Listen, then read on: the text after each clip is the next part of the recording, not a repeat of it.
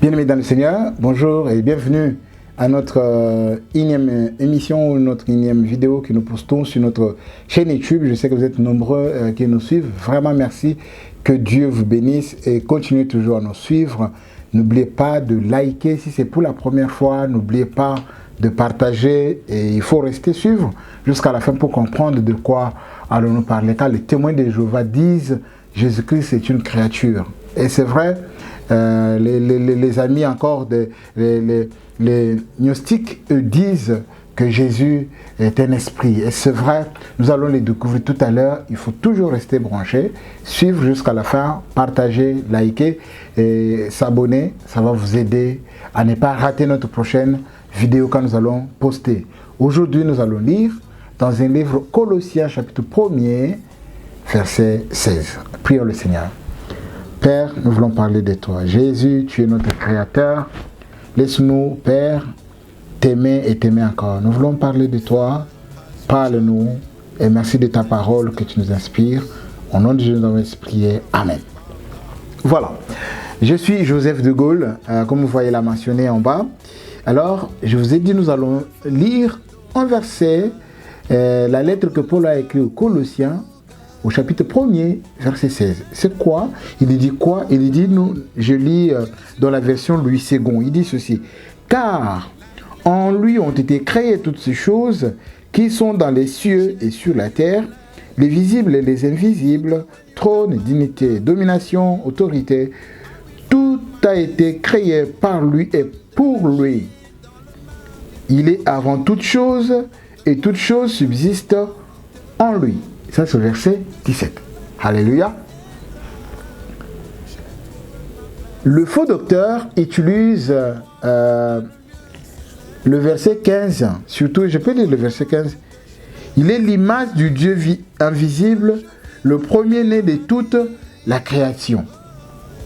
Et les témoins de Jéhovah et le faux docteur utilisent ce verset-là. Ils disent, au verset 15, il dit que Jésus, comme il est dit, il est l'image de Dieu, il est la première des créations.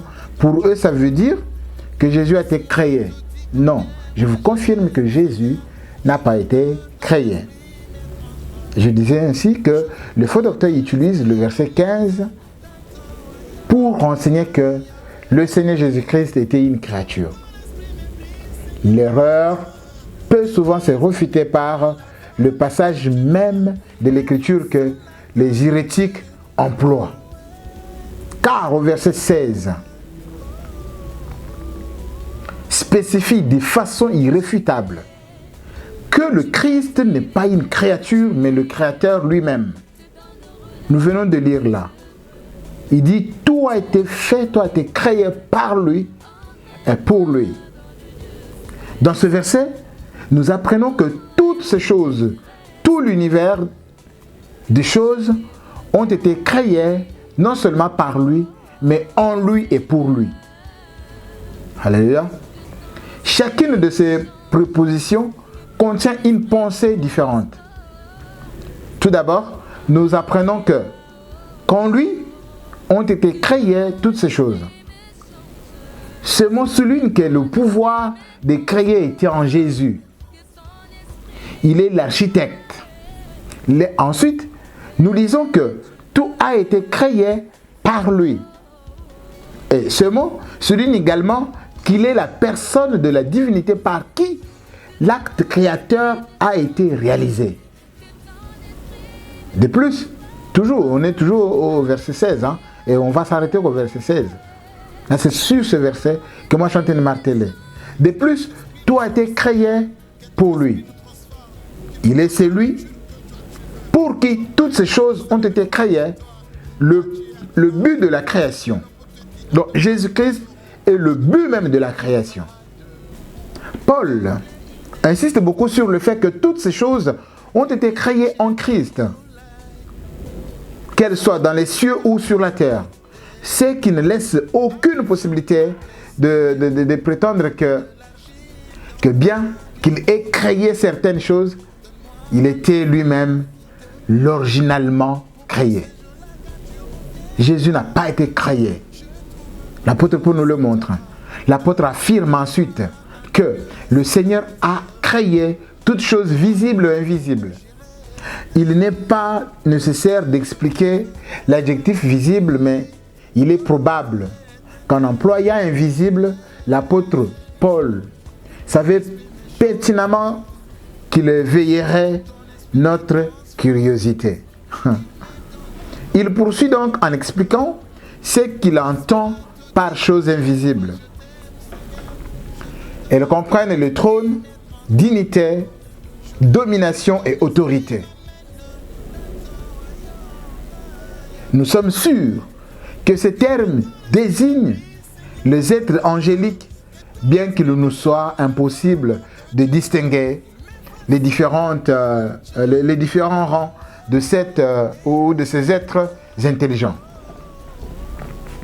Comme je disais à l'introduction que les gnostiques enseignent qu'il y avait plusieurs rangs et classes d'êtres spirituels entre Dieu et les matières, et que Christ appartenait à l'une de ces classes.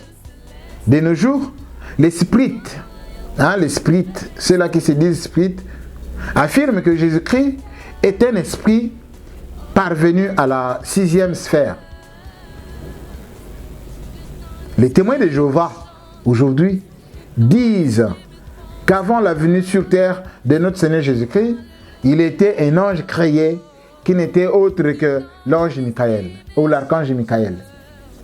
Ici, Paul refute, en lisant à la lumière de ce verset 16, Paul refute avec force de telles affirmations absurdes et déclare de la manière la plus claire que le Seigneur Jésus-Christ est le créateur des anges et en réalité de tous les êtres, qu'ils soient visibles ou invisibles. Est-ce que tu peux dire Amen? Merci de nous rester fidèles. Je t'encourage de croire que Jésus-Christ reste le Seigneur, le Créateur de l'univers, de la terre qui est visible et des choses invisibles. Il a créé ce que nous pouvons voir, ce que nous ne pouvons jamais voir, même pas au microscope. Tu ne peux pas voir ma voix même au microscope. Tu ne peux pas voir le vent même au microscope. Il est le roi, mais nous sentons au moins le vent. Et tu peux m'entendre, mais tu ne peux jamais voir ma voix. Voilà, donc ce sont des choses invisibles, mais peut-être que nous sentons, peut-être que nous écoutons. Donc Jésus-Christ est le Créateur, car tout a été créé par lui d'abord, et pour lui, eux en lui. Et tu es en Christ, moi je suis une nouvelle créature en Christ. Que Dieu vous bénisse, restez branchés sur nos antennes. Pour ne pas manquer, activez la cloche, pour ne pas manquer la prochaine vidéo, quand nous allons parler encore du Seigneur Jésus-Christ. Je suis Joseph de Gaulle, nos contacts sont là, restez branchés, à la prochaine. Que Dieu vous bénisse.